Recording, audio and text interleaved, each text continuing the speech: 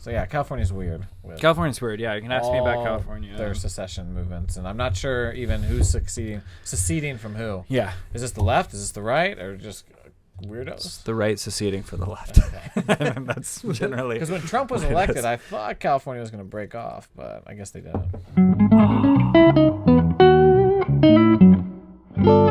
Logan, an Angel's Envy for us today? Yeah, so this is Very this is sort of the official bourbon of Free the People because it's Terry's favorite. This is the bourbon one, right? Yeah. I've had the It's rye. I don't in, think I've ever had Angel's Envy Aged bourbon. in port barrels. Asian port barrels? Yeah, port barrels. So it's got a little bit of that grape sweetness to it, which is like it. lovely. Ooh. And today we have generous portion for Sam. creative. Wow, yeah. Oh, I don't know if I'm going to be able to drink all well, that's that, okay. We have creative director Sam Martin from Free the People here Yep, with us today. I'm here. Welcome, Sam. Thank you. You're not Thank you often for in having DC, me. and it's always a pleasure. No. So I'm glad you're here. And You know, I haven't last been here call for a this- year Yeah, it's been crazy. since last end of year staff meeting.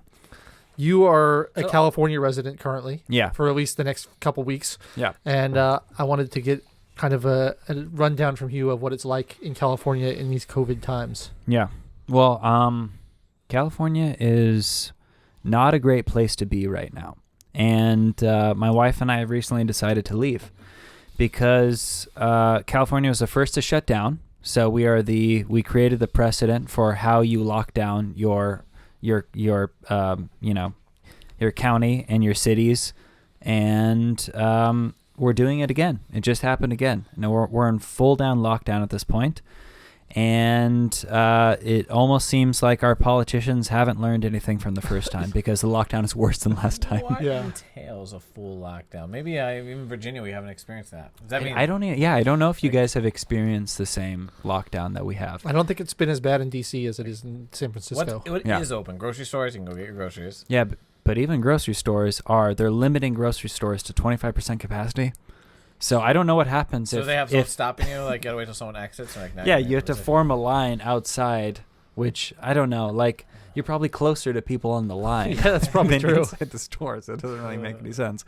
But yeah, I mean, you can go to the grocery store, I guess, but basically this time they're telling people you don't go outside. And fresh air bad. Fresh air, except you can go to the beach this time. They've left the beaches Okay. open. So the first time the beaches weren't open, which is the stupidest thing in the world. And now this time you can go to the beaches, but they have closed outdoor dining, which to me is restaurants are 1.4% of transmissions. So they're sending people back into their houses, right? And that's where apparently 75% of like transmissions start is from house parties in your house. So they're increasing the probability that that's going to happen. So none of it makes sense. We have stupid politicians and stupid health leaders or whatever they're called, unelected health bureaucrats. Yeah. I like that. I like that better than I wasn't going to say health experts. Yeah. I know it seems ridiculous that like different parts of the country have such different lockdown systems and there's effectively no difference in outcome. Like it doesn't seem to make any difference in how severe the virus is or how sick people get. It's a matter of control. I think the virus basically spreads through the population no matter what. Yeah. Right. That seems to be the case. Yeah. So, and we're very compliant. Like, people keep saying, well, if America complied better, they wouldn't have so much high virus spreading. But right. like, I think 85% of people are complying with the mask mandates and stuff. And it's higher than any other nation in Europe. It's yeah. The thing is I live in a county called Marin County. We have the most conformist population ever anywhere. Everybody is in a mask. Everyone's following the rules. But for some reason, even before the state told us that we needed to go into lockdown, Marin joined with San Francisco County, with Santa Clara County, with all these different Bay Area counties to start the lockdown earlier than even when the state had asked it to, which makes no sense whatsoever. Marin has, I think their rates doubled from like 6 to 12 or something like that. Like we have very few people that are actually in the hospital. I was just actually at the hospital 2 weekends ago. There's nobody there. Like if there's one hospital in Marin County, there's no one there. So it makes absolutely no sense. And it's so frustrating to see all of our small businesses close after they've worked so hard to create these outdoor dining areas and they've built all this stuff and they've followed all the different regulations. And it's just like now they've taken away outdoor dining, which is like places are closing, breweries are closing, restaurants are closing. It makes no sense. It's very frustrating for I was going to say all of us, but a lot of people just seem to be following the orders. But for my wife and I, it's very frustrating. Yeah, I keep seeing a lot of people who are like, this is fine. I could do this for the rest of my life. And I'm like, not me. Yeah, it's like you are working from home. You're making a paycheck from home. Yeah. There's a lot of these people that, like my hairstylist the other day, or the person cutting my hair, she was like, I don't have any money. And there's no unemployment left. So I don't know what I'm going to do. It's like they've created, they have these barriers between each person. They've created, they followed all of the different, rules that Newsom has laid out, and still they have to close. So it's so dumb. It's so frustrating, and people's lives are being destroyed. Do you think, I found it interesting, maybe pose a question to both of you, or at least something I've been pondering. It seems like we're very stuck on the measure of success is COVID deaths, COVID infection rate, and that's the only measure of success. But I feel like, and feel free to disagree with me or tease it out a little bit, but I feel like to that detriment, we ignore so much else, like the whole human side of it. Like, definitely. I mean, it's a myopic way of looking at public policy, where you any time you just single out one variable and say that's the only thing we care about, and that's the definition of success, and anything else we're going to ignore, you're going to have bad results, because there are many things that are important to people and that make life good. And when you just like exclude all of them except for one, no matter what that one is, you're going to miss out a lot of important things. Right. Like my wife is training to be a marriage and family counselor, therapist right now. And she has been studying the suicide rates and the depression rates and the anxiety rates, and everything is going up right now. So you can see how all these health professionals are not taking in all the different variables. They're just looking at COVID rates, and it's not even COVID deaths. It's just getting infected with COVID. Right. Or being tested and discovering you're infected with it. Because they keep saying there's these rising infection rates, and it's really rising testing rates that's driving that. Oh. Right. I mean, she's has clients every day that are contemplating suicide because they're not seeing people, because they have no social interaction. And that's like, those are downstream effects, right? Those are effects we're going to see several months from now or years from now. And we're going to have an entire generation of kids that are neurotic and terrified and suicidal and depressed. And is any of this worth it? Like, any number of those kids could get this infection and probably be fine. Yeah, I keep thinking about the impact on children who are like just old enough to remember this year, and what it's going to be like later in life for them to be like, my first year I remember I had to wear a mask all year and I couldn't see anybody. It's going to be bad. From one of my grad classes this year was economic history, and so part of it they incorporated, pandemics in America. So we looked a lot at the 1918 Spanish, whatever flu, or but they showed that one of the data points was they showed like high school dropouts over time, and there was a little spike right at the 1918 kids born in 1918 or 1920 had a higher dropout rate. There was a little jump in the graph, so it was noticeable enough. But the assumption that was made was like, oh, their parents were probably, I don't know, potentially infected, and that might have, their mother might have been caught it, that affected, their development in the womb, which is very plausible. But I also thought about like what cultural effects that'll have on kids too in the long run. Like just even on the parents that's passed on to the children, like it was so impactful. I don't know. Yeah. Things I don't think we're considering. And I wonder, like, why do we care so much about, like, people are dying from COVID, which is bad. I don't want anyone to die from COVID, but that is the only, like, that's one thing I don't have an answer to, but I ponder it. Like, why are we so obsessed with that? Like, well, I think one of the things that's frustrated me throughout this entire process is we're looking at sickness and we're looking at death, and government officials are talking about wearing masks and social distancing, but there's no talk whatsoever about strengthening your immune system and actually becoming a healthier person. And looking at some of the root causes of who are the people that are getting this disease and why are they getting it? And this whole thing, like, in my mind, is completely backwards. It's like, let's put a mask that blocks this thing so that vulnerable populations don't get it. Why are vulnerable populations getting it? Who are the vulnerable populations? They're people that are unhealthy. We have an unhealthy country. It's really frustrating to me that we don't talk about, there's incredibly simple things like taking more vitamin D or getting more sun. There's so many studies, direct correlations between people that have more vitamin D and less severe COVID reactions or time in the ICU. That's a very simple thing that people can do. And yet we don't have that kind of consciousness in this country.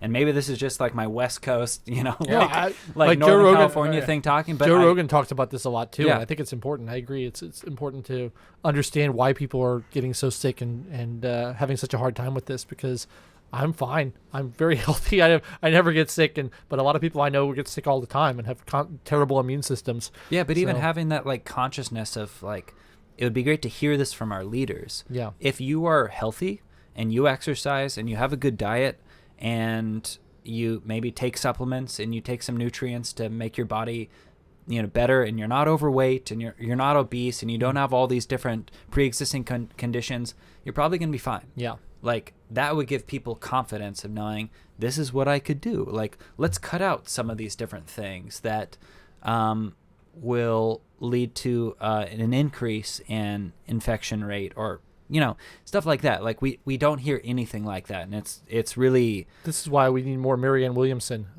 I miss Marianne Williamson back from the presidential campaign. She was great, and she talked about stuff like this because I've been doing a lot of meditation this year to help me stay sane because it's otherwise driving me nuts, and it's really helped me stay mentally centered. And I think it's also had a physical effect of making me healthier than I otherwise would be. Meditation's great, and I think prayer has the same impact, and it's all basically the same thing. It's like, how do we, again, like the putting a mask on and social distancing, that's so fucking basic. Yeah. That's what we do normally. Well, it's a mindset too, right? Like if you're constantly afraid and have anxiety about, I'm going to get sick, I'm going to get sick, I'm going to get sick, that's not healthy in itself, that mindset. No, it's incredibly unhealthy. And I think that's what I react to. That's what, my wife, Emily, we both like react to this general energy around that is unhealthy. It's sick. It's this energy of fear that everybody has, and everybody's cowering in their homes, and they look at you like you're going to kill them. And that raises cortisol in your body, and it hurts your immune system. Yeah. So there's a part of me that feels like we are being put into the exact circumstances that would lead us to be more susceptible to getting this disease. I think you're totally right. We're being put in our homes, deprived of sunlight, and deprived of social interaction. Yeah, I feel like the deprivation of community too. You're isolating everyone. It used to be like, it's so much easier, and I don't want to go down a conspiracy theory, but it's so much easier to control people in some sense when they're isolated, because eventually your only community is the state, or we have to all do this together, because you're lacking that. So you're like, okay, we all have to do this because you're searching for community. Everybody needs a support system, and if you take away all those support systems, they go looking for it in government. Yeah, if you can't even go to church and see your community that you have there that you share values with, suddenly that could get together and be like, you know what, this is wrong, we should be able to worship, let's push back on the state. If that's taken away too, you only have one place to go, which is where? The state. Like, you have to, like, oh, we're all part of this together, everyone, let's all just stay in our homes. And I mean, I don't think it's planned that way, but I think it's an opportunity that they eventually realize, like, oh, we can take advantage of this. Let's do this. We can get or it is planned. Maybe it is. Yeah, I know. It very well could be planned. Yeah, people keep talking about unintended consequences, and I'm always like, no, I think they're intended. I think there are some people that have intended these consequences. Some people taking advantage of them. I think there's, that gets into a whole different topic conversation. It's a little rabbit hole philosophically, but I feel like sometimes the individual can't fight the power. Sometimes you need the community, and if you deprive the individual of that community or support system, it's very hard to fight the power. I mean, I think there are, that's why we all have to push back in some way, and I don't really know exactly what that looks like, but we all have to figure out what that means for our own lives, whether that's actually going ahead and meeting for a Christmas dinner, or saying that I realizing that I don't have to take my cues from the state, that I know what's best for me and for my family, and telling other people that. I think that's one thing that I've noticed is that those of us that think this way are not speaking up.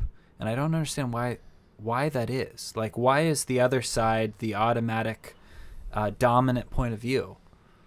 Social media shaming. I think it's a culture of shame. Yeah. It It'd is. be my gut reaction. Yeah, It's a hot because take. if they say what they think, they're not going to lose all their friends.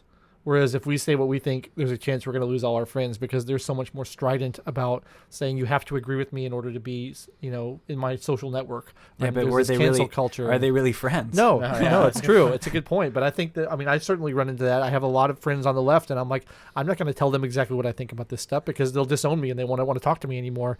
But they're fine saying what they think because they assume everyone agrees with them, and they don't realize that it upsets people. And like, I'm perfectly willing to hear their opinion and disagree with them, but they're not willing to reciprocate that. It's a shame. Yeah, I saw something that people on the right tend to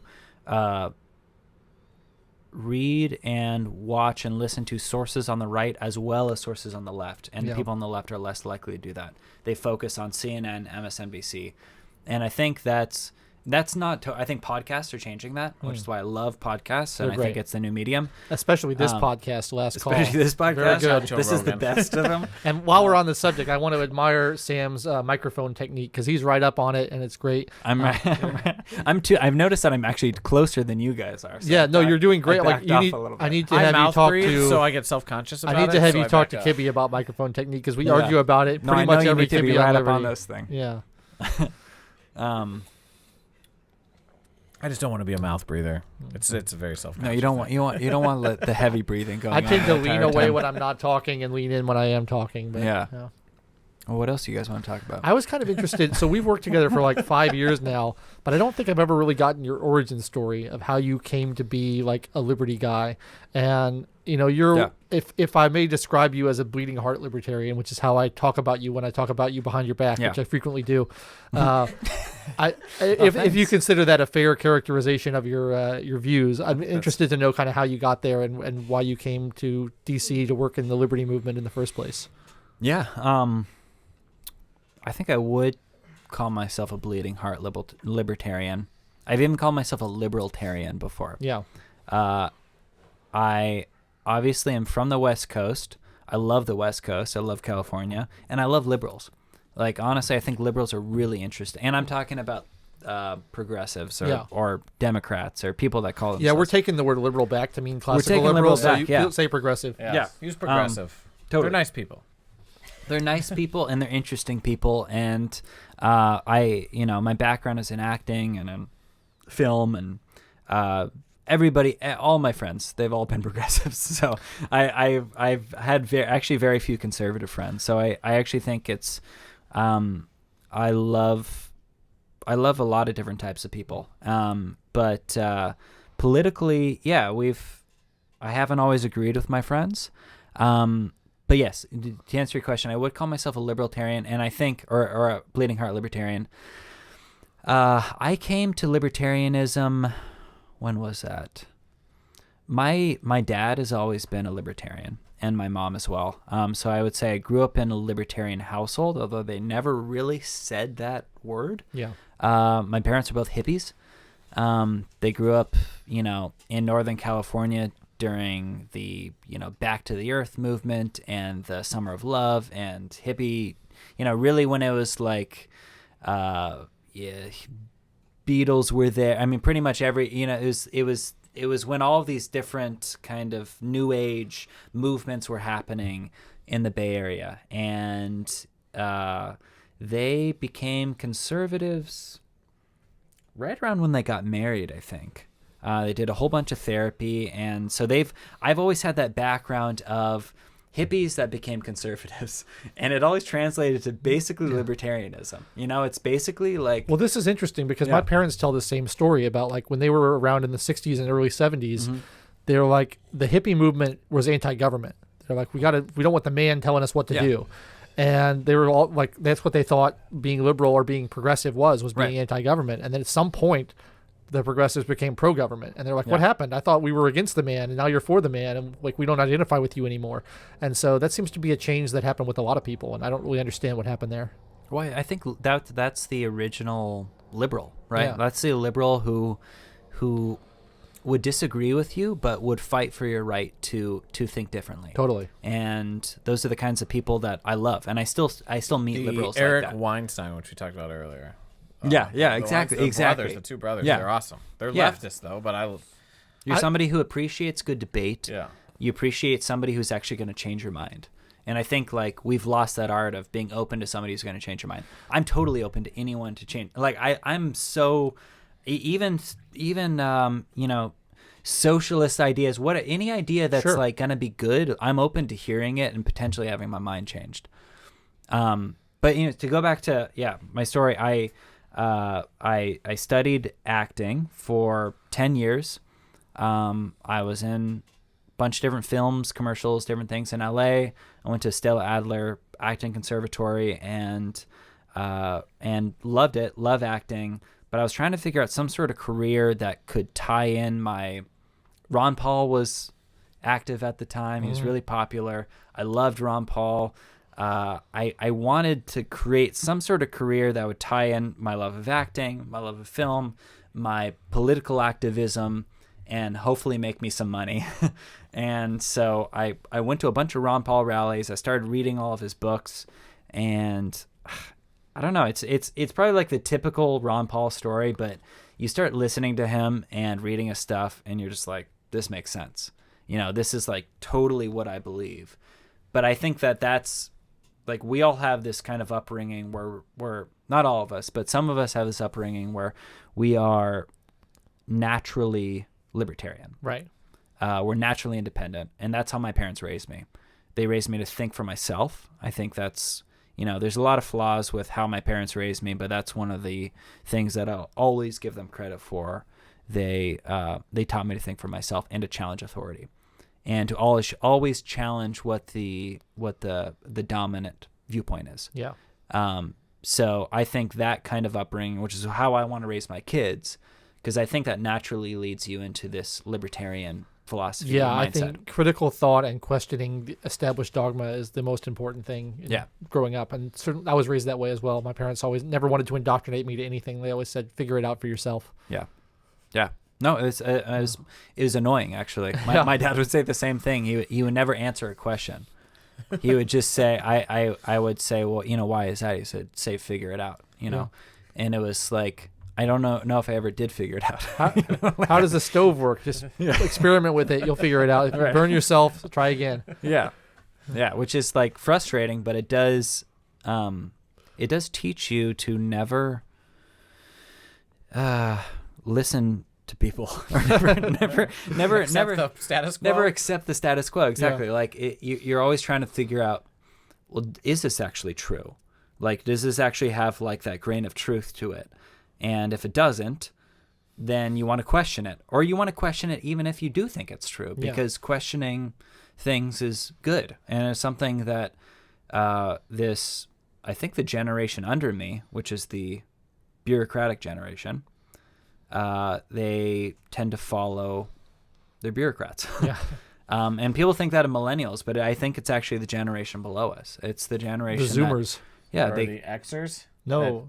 Generation X, or what's right below us? No, Zoomers. Generation Z. Oh, Generation Z. Is that what Z, they are? yeah. Whatever. Because I'm Y. Before so the boomers, yeah. after the boomers, before the millennials. I'm officially millennial if you go by like official statistics, but I identify with Gen X. You're very close to Gen X. I call myself Gen X. You're very close. Yeah, you're basically a Gen X. Yeah. I feel like. What year were you born? 82. You're Gen X. I think 84 is the cutoff. Yeah. Some people say 80, You but made it. yeah, You just made it. I'm Yeah, gonna some go with people- that. Yeah. I probably I think if 84 is you've the ever line. used a rotary phone, you're not a millennial. I'm a millennial. I want to be Gen X, but now I don't. Now that he mentioned that point. There's something you said that bunch I of want to kind bureaucrats. of dig into. No, and I thought I'm was saying interesting. Z. Generation Z. Z is bureaucrats. Yeah, I Is think that you're after right. us or before us? Hold on. After Well, I'm you. Y, so it's after me. Yeah, it's the people younger than Sam or Generation okay. Z. They're the rule followers. They're But- the people that are Catch that one. Mike. following that are following. They're the people. Yeah, they're the people in school right now that are following all the rules. Man, I have a deep question to follow up, but I don't want to go down the rabbit hole. Well, I have a question do. to follow up, which is something you said earlier about progressives being interesting, and I feel this way as well. That like I feel like progressives are more interesting people than conservatives in general. Yeah. And I don't know why that is. I find it interesting because like I won't name and shame who this is, but I used to work with someone and we were talking about movies. She was a conservative, and I had just rewatched Barry Lyndon, and I was saying how beautiful it was and how it's one of my favorite films, and I loved it. And I was like, but anyway, what's your favorite film? And she thought about it for a minute, and she was like, Captain America: Winter Soldier.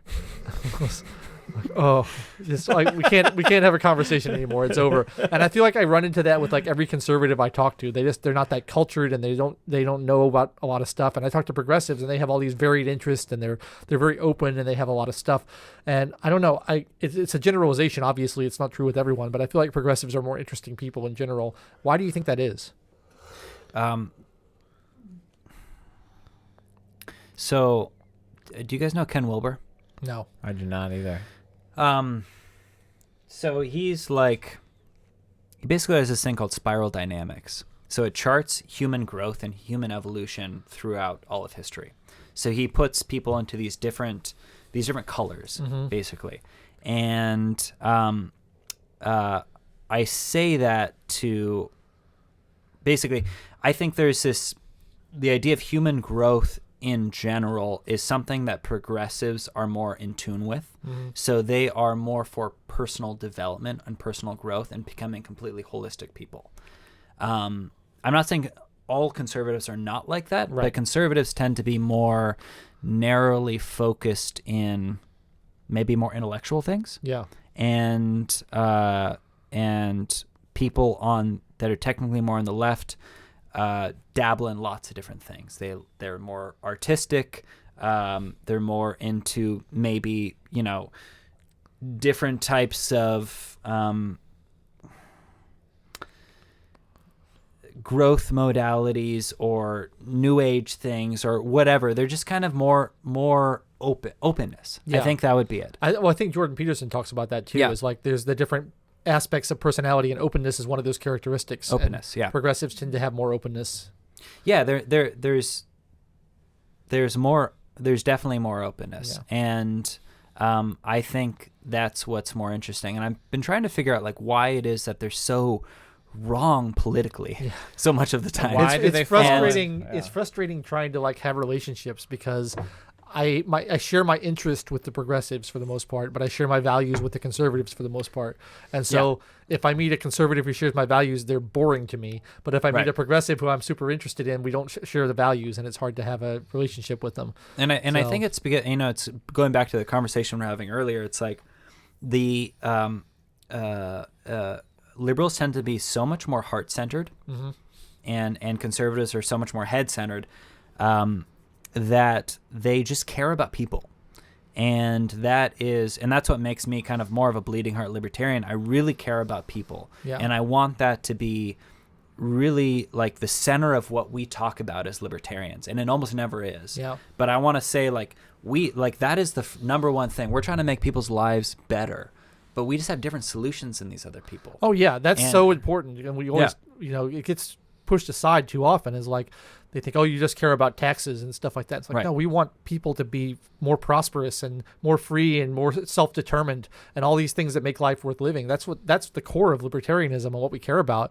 But we get this caricature that like either you only care about taxes and you want to protect rich people and businessmen, or you only care about drugs and prostitution. But that's a branding issue. It's a branding issue. It's our fault. It is. We've done a bad job of that, and I think actually Free the People's done a really good job of that. But I think libertarians in general have done a terrible job of it, and I'm sick of it. I'm sick of libertarians because they don't talk about the human side of things. They don't talk about how we care about people first. It's all very theoretical. It's all very intellectual. It doesn't make people feel like they care about people. God, that's such a good point. I don't know if I'm going to ask this question right. Do you think with the libertarians, do we understand people? Do we understand the human person? I feel like we've lost our understanding of what people are a little bit. We focus so much on we're free. We believe in liberty. You can do whatever you want. Like, capitalism creates wealth. Yeah. Okay. But like, I feel like we talk to all these like abstract theories, but like, what is the human person? Like, we're an individual. We believe in individualism, but we're also communal. But we also are creative. We want to be entrepreneurial. We want to create something. Like, how do you, all three of those aspects, I feel like we almost only focus on the individual, like, but we ignore the communal part. We need each other. Yeah. And we also want to be creative and entrepreneurial. I think about it maybe a little differently. Yeah. I think about you have to talk about the complete person, right? And that is heart, that's mind, that's soul, and that's body. I think that we don't target all of those things. Yeah. And I think that's something that liberals are really good at.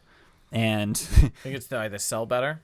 Progressives. I'm taking back the word liberal. Yeah, progressives. Yeah. No, I mean, I think we talk about like entertainment, the entertainment industry, the health industry. It's all this. Like, I think about stuff. I try to think about stuff holistically, and I think that conservatives only target because a lot of conservatives only think about things. They only conceptualize things, and then that changes how they live their life. But liberals are much better at targeting people's hearts, targeting people's souls, targeting what people are passionate about, what people are inspired by.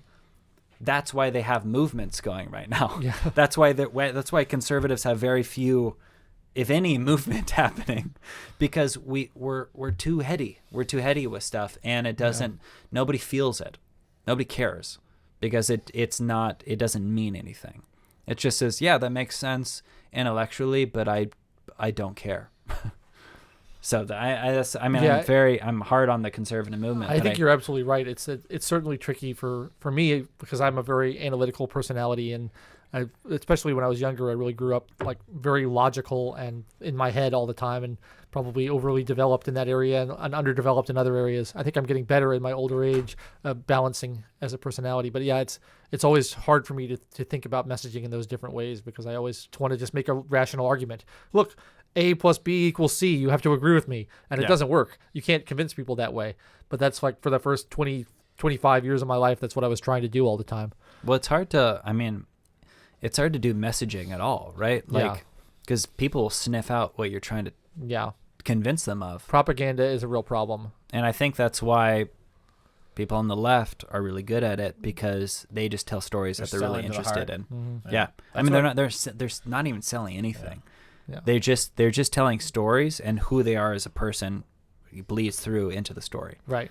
And that's what we need to do better at. And I really want to do that with Free the People next year. Like Free the People's doing a really we are. The way. But I want to do more of the storytelling stuff. Like we've talked about today, doing a narrative, like a narrative video piece.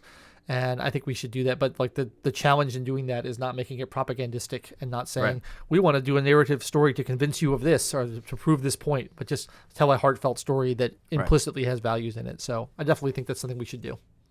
I agree. Okay. Awesome. Well, thanks for coming, Sam. Thanks, Sam. Cheers. Thanks, fellas. Appreciate it. Wow, Logan, drink all your whiskey. Good job. This is really nice. Really nice. It's very good, isn't it? That was a good one.